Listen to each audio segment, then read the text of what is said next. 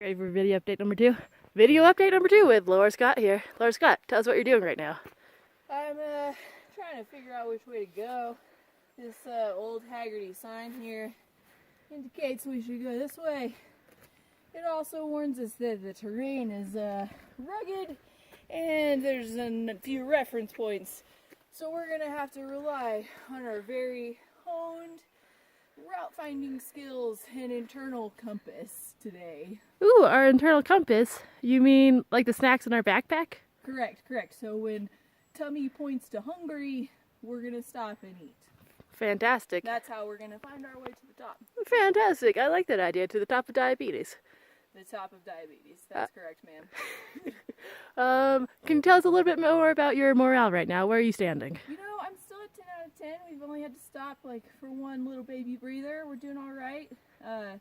But get back to me when we're in the exposed sun and I want to kill myself. Fantastic. Thank you for your time, Laura Scott. Yeah, we'll see you later.